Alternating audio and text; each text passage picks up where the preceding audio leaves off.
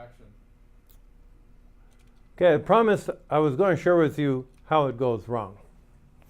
Well, right at the very beginning, we get into trouble. Most people go through life not wanting to see, not wanting to be aware. I worked with a group of people in a small church in the city of Chicago, and they were quite comfortable with the way things are. And we brought in a bunch of new people with problems, and I kept hearing people say, we didn't know there were so many problems in the world, by which I got the distinct impression they meant we didn't want to know there were so many problems in the world. You know, that we go through life not wanting to see it. But we need to go ahead and look at our life, look at the things that are not comfortable, that we don't like, and don't water them down. Look at what we do like and don't water that down. And we do it without judgment, without getting mad at ourselves, without yelling.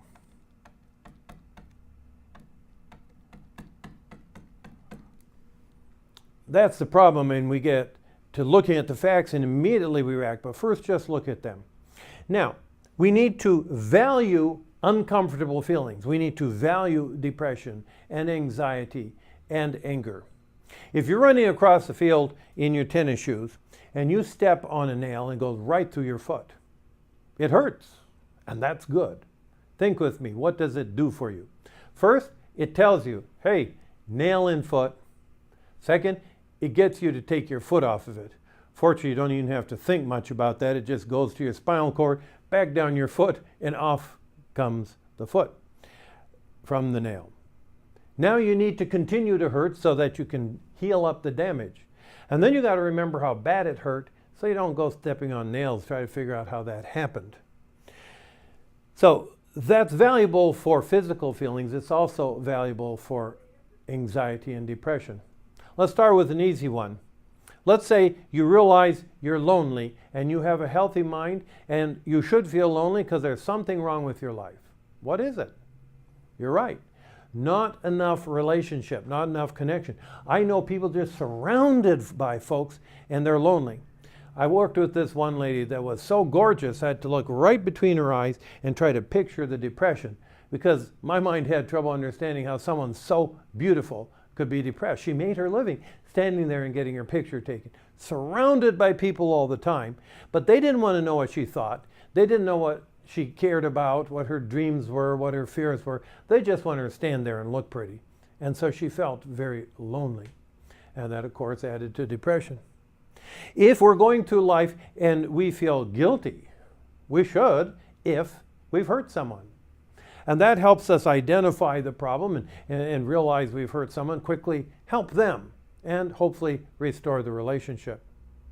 If you feel fearful, it's because some danger is coming. Protect yourself. If you're angry, you've decided that someone else is deliberately doing things that are wrong, and you need to try to get them to stop and protect yourself and your loved ones from their actions. If you're sad, you've lost something. Try not to lose anymore.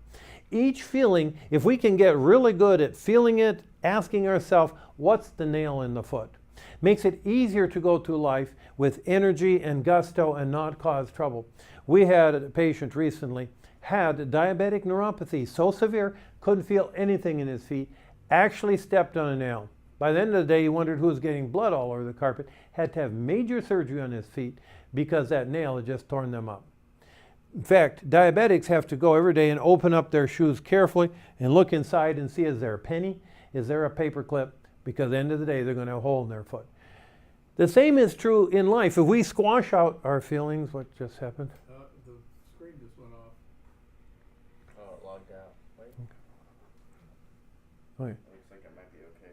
Same thing happens in life. Yep. If as we're going through life, we are in tune with these feelings, then we can be energetic and involved. It's like the guy that woke up in the morning and says, well, Lord, he says, today I've done really well. I haven't said anything I shouldn't say. I haven't even thought anything I shouldn't think. I haven't done anything I shouldn't do, but now I'm going to get out of bed, so help me not to start screwing up. If you go through life, you're going to do some things that you wish you hadn't. But you can pick up on it, make amends, move on. And so it's good to have these feelings. But what do? We try to squash them out because they're uncomfortable, or we let them just run rampant. No, it's supposed to identify what's going on, motivate us to do what we can.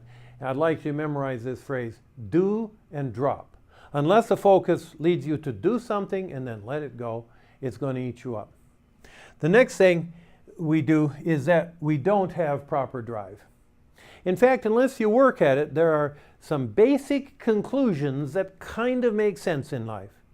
You look at life and how it's treated, and you decide that you must be a worthless piece of dirt, because that's how life seems to treat you. You conclude that there's no point trying because nobody cares. You conclude that everything's hopeless. In fact, probably the world is against you, and that your efforts are so ineffectual it wouldn't make any difference. Well, so why try? At some point, you have to at least act in the possibility that these things aren't true. And so for drive, you need to have a sense of worth, a sense of hope, a sense of capability, and a sense of support, that there are other people who care. And I'll give you some tools that will increase your ability to be focused on that. And then we need to calm down. Not too much, not just squash out all our feelings, but try to get more sense of what's the proper amount of feeling. Think things through, take action, and let it go. Now here's the problem. Believe it or not, your brain is full of delusions.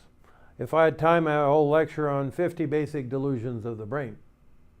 We don't have time for that here, but one of those delusions is that it's beneficial to circle endlessly on a problem. Now, reasonably, what would you expect to get that? Maybe you will spot a solution that you haven't seen to solve the problem. Nothing could be farther from the truth. Every time you go round and round this without taking action and then refocusing back into life, what happens is you use up all your serotonin. And then you get into this vicious circle where you don't have enough serotonin to quit being uptight. And because you're still uptight, you use up whatever serotonin you make. And you're too tense to see solutions. If you look at and you go around and around, you don't have enough norepinephrine to ponder things clearly. You use up all your dopamine, so even if you saw a solution, you wouldn't have the energy to carry it out. You keep dumping out that adrenaline, which makes your nerves all jangled, and so you're more likely to be irritable and cause trouble. And if you keep dumping out cortisone, you'll actually begin to wither important parts of your brain, like that hippocampus that helps us pay attention and learn things. So we need to convince our brain that going round and round on things is not helpful.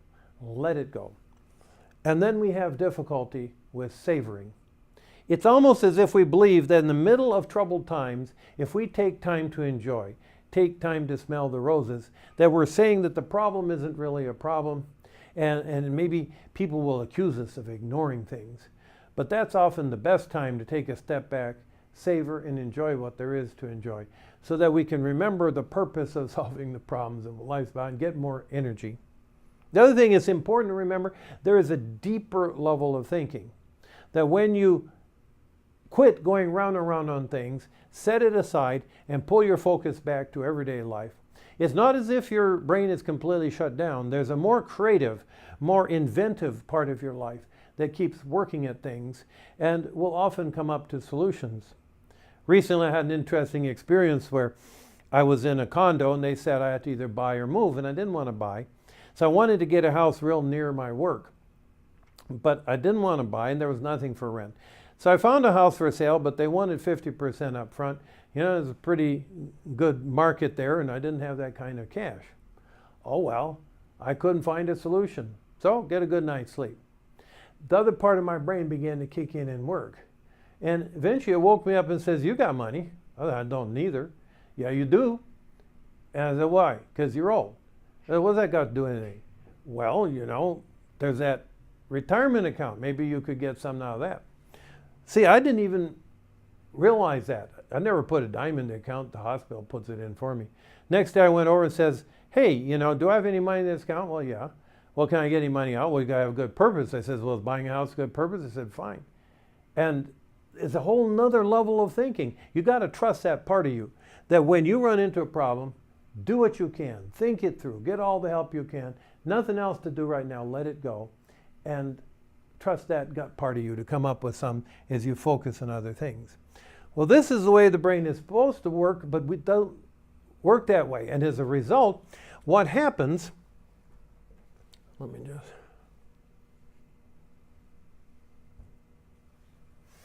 is that when we need to trigger some calming, we need to trigger some thinking and some action, and you dump out that serotonin, say, trying to attach 1,000 molecules and get the result.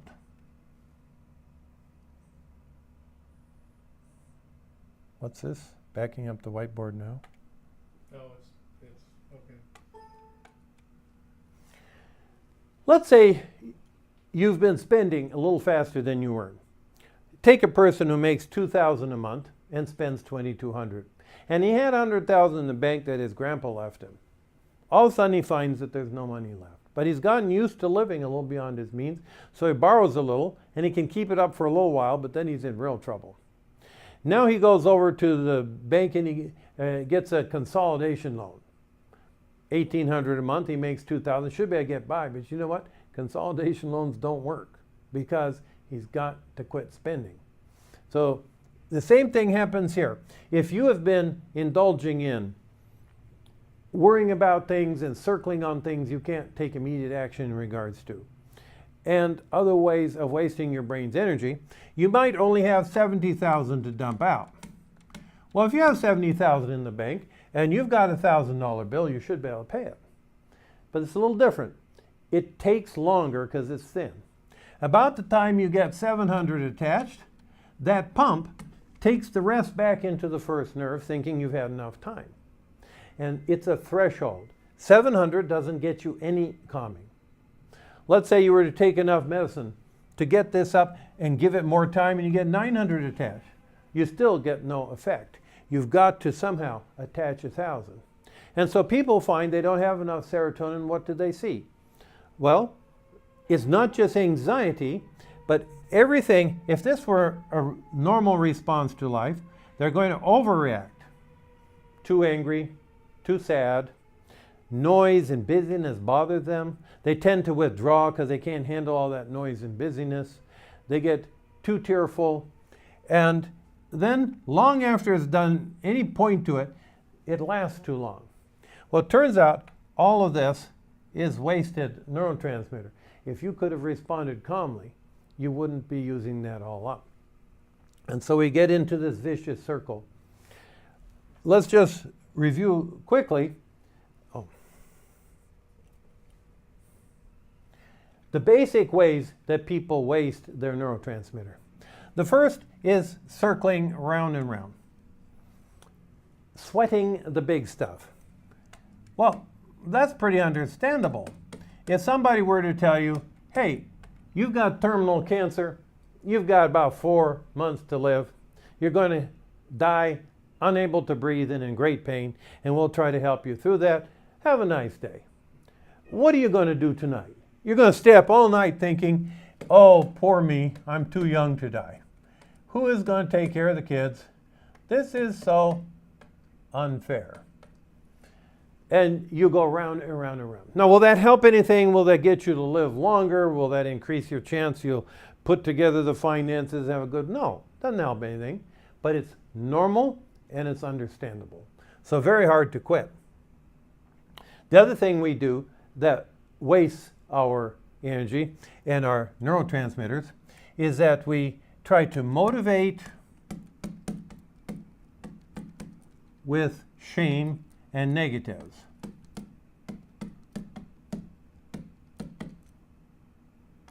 Oh, let me redo that one.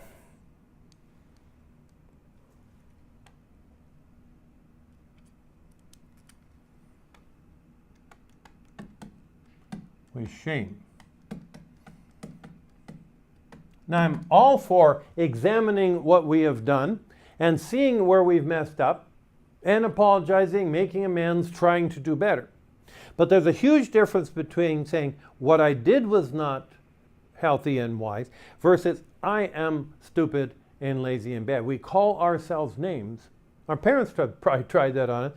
I never can figure out why.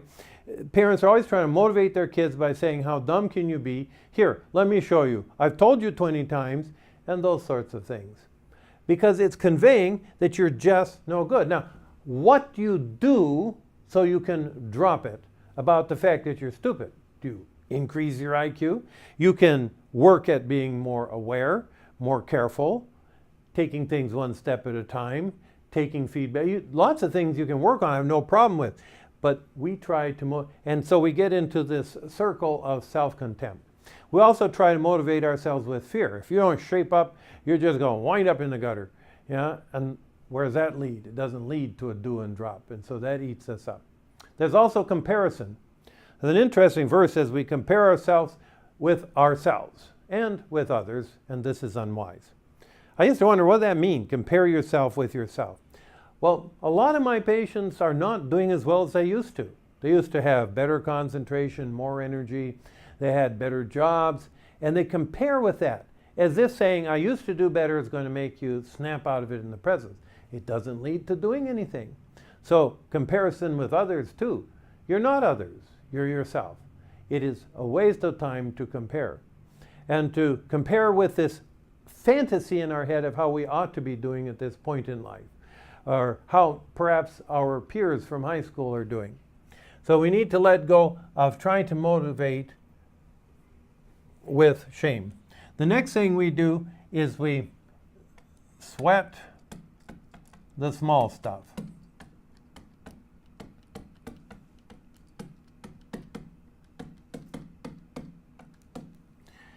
Now, we already covered why this is a problem. Now, if this is a proper response and you're blowing it out of proportion, that's going to use up a lot more serotonin trying to calm down, a lot more norepinephrine processing it, a lot more dopamine trying to do something about it.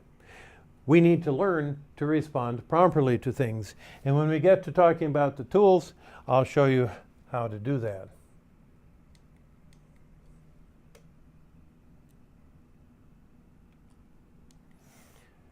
The next thing we do is we procrastinate. Whoop. That button is getting me into trouble. There you go. Pick up the next thing we do. Okay.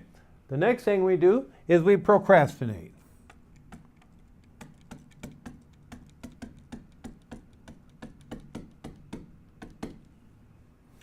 You know, there's an old saying, a stitch in time saves 9, which since nobody ever stitches anything anymore, you may not know what that meant. But if you had a little tear in your pants and you stitched it right away, it takes 1 stitch. You leave it for a week, you got a big tear, it takes more. You know, if you put off dealing with a problem, you're using serotonin to suppress that. It's like trying to keep a beach ball at the bottom of the pool. It takes energy. And then you usually find that contrary to what you hoped is that the problem would go away or take care of itself. When you finally deal with it, it's a worse problem, which requires legitimately more output of serotonin, norepinephrine, and dopamine. So procrastination is not helpful. Then we stuff our feelings. Now, I'm not an advocate of letting it all hang out. If your boss is in your face, you don't just blow up at him unless you really don't like your job and you got a better one down the street. And most of us are not in that position. So you need to calm. But if you just stuff it, if you run around resenting the guy but saying, I guess I can't tell him so, that takes enormous amount of serotonin to keep that suppressed. What you have to do is look at the situation and accept the fact that some things you just can't do anything about, or maybe postpone and figure out when you can deal with it. But there's a difference between letting it go and stuffing it. And then there are things from the past. And here you have to be very careful. Very often there are things that have happened in the past that is so terrible that when it comes to light, it just blows you away. I remember there was this time where there was it's kind of a scary story, a Navy base near San Diego that had a bunker that they had lost track of what was in that bunker, and they thought they better check it out. And they were going to just open the doors and go in there when someone thought better of it. And they went and drilled a hole through the top of the bunker and lowered a Geiger counter down, and that thing was just buzzing away. There was some nuclear device that they had lost down in this bunker. So when they went in, they had this machine with huge lead plates all around and arms that would handle this dangerous stuff. You don't want to just dig around in your past without the help of a counselor, because it's going to blow you away. But you also do want to get to the place where you can look at the past, acknowledge it, not let it control you in the present, because that eats up an awful lot. Not just of serotonin. I found that people that don't want to think about the past tend to not think about much of anything at all. People who don't want to feel about the past often don't have much of a passionate response to life. So these are the ways in which we use up our serotonin faster than we can replace it. Okay, now I'm going to talk a little bit about why is it that when I give you some advice about this is what's going on and this is what you need to do, so many people don't do it.